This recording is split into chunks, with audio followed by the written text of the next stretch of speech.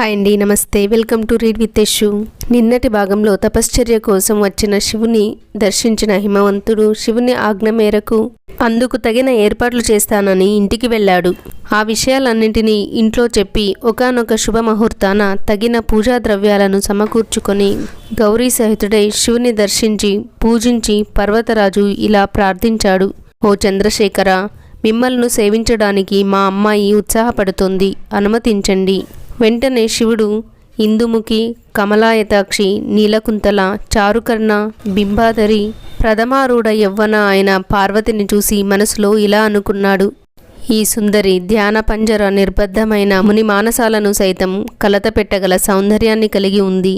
ఈమె కామరూపిణి. సమస్తమైన మంత్రతంత్రాలు ఈమె దేహాన్ని ఆశ్రయించుకుని ఉన్నాయి అని తలపోసి తక్షణం ఆత్మధ్యాన పారాయణుడయ్యాడు.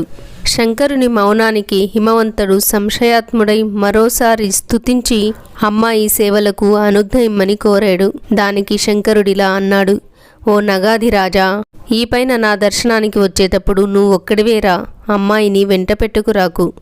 దానికి గల కారణాన్ని చెబుతాను విను. వేదవేత్తలైన విద్వాంసులు స్త్రీ మాయాస్వరూపురాలని చెబుతారు. విశేషించి తపశ్శాలుర విషయంలో యువతి విఘ్నకారిణి అనటంలో సందేహం లేదు.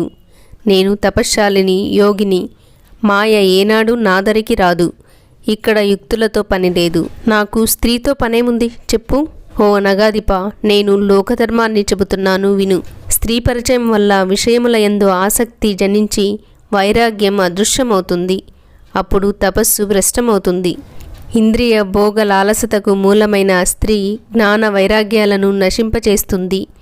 కావున తపశ్శాలి స్త్రీలతో స్నేహం చెయ్యరాదు. నువ్వు వేదవిదుడవు, జ్ఞానపరుడవు, బుధుడవు. శంకరుని మాటలకు హిమవంతుడు నిస్పృహ చెంది మిన్నకున్నాడు. సూతుడు మునులతో ఇలా అంటున్నాడు. ఓ మునులారా, సాంఖ్య వేదాంత శాస్త్రాల మీద ఆధారపడి నడిచిన పార్వతీ పరమేశ్వర సంవాదాన్ని చెబుతున్నాను, శ్రద్ధతో వినండి. అంత గిరిజాదేవి తండ్రి అనుమతిని పొంది పరమేశ్వరునితో ఇలా మృదువుగా పలికింది. ఓ యోగి, తపశ్శాలివైన నీవు పర్వతరాజుతో పలికిన పలుకులు నీకు ఉచితమైనవేనా? నీవు జ్ఞాన విశారదుడవు. నీ మాటలకు సమాధానం నా నుండి విను. నీవు ప్రధానుడవైన పరమపురుషుడవు. తపశక్తితో కూడియున్నానని నీవు అంటున్నావు కదా. తపస్సు చేయాలనే బుద్ధి నీలో ఉదయించింది కదా. కర్మలన్నీ ఆ శక్తి లేక బుద్ధి నుండే పుడుతున్నాయని తెలుసుకో. ఆ శక్తియే సృష్టినంతా రచించి పాలించి నశింపచేస్తూ ఉంది. అసలు నీవెవరు? సూక్ష్మ ప్రకృతి అంటే ఏమిటి? హే భగవాన్, ఈ విషయాలన్నీ విమర్శించి తెలుసుకో. ప్రకృతి లేకుండా పరమేశ్వరుడు సగుణ రూపధారి ఎట్లు కాగలడు? ప్రకృతితో కూడి ఉన్న కారణంగానే నీవు సర్వదా ప్రాణులచే పూజింపబడి, నమస్కరింపబడి, ధ్యానింపబడుతున్నావు. ఈ సత్యమును మనసులో ఎరిగి అప్పుడు గదా మాట్లాడాలి. పార్వతీ పలుకులకు ప్రీతి చెందిన మహేశ్వరుడు చిన్నగా నవ్వి తన లీలను వాక్యలతో ఇలా చూపించాడు. ఓ హిమగిరి నందిని, నీవు చెప్పిన విషయం జీవులైన బ్రహ్మ విష్ణాది దేవతల మాట. శంభుడనైనా నేను నా గొప్ప తపస్సుచే ప్రకృతిని నాశనము చేయుదునా అన్నట్లు చేయగలను. ప్రకృతి సహాయం లేకుండా ఆత్మస్వరూపడనై ఉంటాను.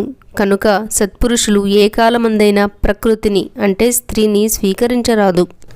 వారు లోకాచారాలను పరిత్యజించి వికారరహితులై ఉండాలి. ముమ్మాటికి ఇది సత్యం. శంభుని వచనాలకు కాళికాదేవి నవ్వుకొని ఇలా ప్రశ్నించింది. హే శంకర, నీవు ప్రకృతిని జయించిన వాడవని, అతిక్రమించిన వాడను అని గదా పలికావు. అది యథార్థమైతే ప్రకృతి స్వరూపురాలైన స్త్రీ నీ చెంత ఎందుకుండరాదు? ఉండకూడదు అని నువ్వంటే ప్రకృతికి అతీతుడవని ఎలా చెప్పగలవు? ఈ సర్వము సర్వకాలములయందు ప్రకృతి చేతనే బంధింపబడి ఉందనే యథార్థాన్ని తెలుసుకో. ప్రకృతి లేనిదే నువ్వు మాట్లాడలేవు, ఏ పని చేయలేవు. ఈ జగత్తులోని సర్వవచనములు, సర్వక్రియలు ప్రకృతి నుండి పుట్టాయి. నువ్వు ఏది విన్నా, ఏది తిన్నా, ఏది చూసినా, ఏది చేసినా ఆ సర్వము ప్రకృతి నుండే ఉద్భవిస్తున్నది. కనుక తత్వబుద్ధితో విచారించి మాట్లాడాలి. ప్రకృతిని గూర్చి మిథ్యావచనాలు వద్దు. హే ప్రభో, నీవు ప్రకృతికి అతీతుడవైతే తపస్సు ఎందుకు చేస్తున్నావు? నువ్వీ ఓషధి ప్రస్థ నగరానికి ఎందుకు వచ్చావు? నీ ఆత్మస్వరూపం నీకు తెలియలేదు. అది నీకు విదితమైతే తపస్సెందుకు? నీతో వాదులాట వలన నాకేమి ప్రయోజనం? వస్తువు ప్రత్యక్షంగా కనిపిస్తూ ఉంటే అనుమాన ప్రమాణానికి తావులేదు. ప్రాణులు తమ ఇంద్రియాలచే ఎంతవరకు తెలుసుకోగలరో స్వీకరించగలరో అదంతా ప్రకృతి నుండే పుట్టింది అని జ్ఞానులు బుద్ధితో తెలుసుకుంటారు. ఓ యోగి శ్రేష్ఠ, ఇన్ని మాటలెందుకు? సిద్ధాంతాన్ని చెబుతున్నాను విను. ఆ ప్రకృతి నేనే. నీవు పురుషుడవు, ఇది ముమ్మాటికి నిజం. నువ్వు నా అనుగ్రహం చేతనే రూపాన్ని పొంది సగుణుడవయ్యావు. నేను లేనిదే నీయందు సంకల్పశక్తి ఉండదు. నువ్వు ఏ పనిని చెయ్యలేవు. జితేంద్రియుడవగు నువ్వు పరాప్రకృతికి అధీనుడవై వివిధ కర్మలను అనుష్ఠిస్తున్నావు. నువ్వు వికారరహితుడవు ఎట్లు కాగలవు? నాతో పొత్తు లేకుండా నువ్వు ఏ పని చెయ్యలేవు. నీ వలన లోకానికి దేవతలకు ఏమీ ప్రయోజనం లేదు. నువ్వు నిజంగా ప్రకృతికి అతీతుడవైతే నా సమీపంలో నువ్వు భయపడవలసిన పనేముంది? ఇంతగా ప్రశ్నించిన పార్వతితో శివుడు ఏమంటాడు అన్నది రేపటి భాగంలో చదువుకుందామండి. సర్వం ఉమామహేశ్వర పాదార్పణం.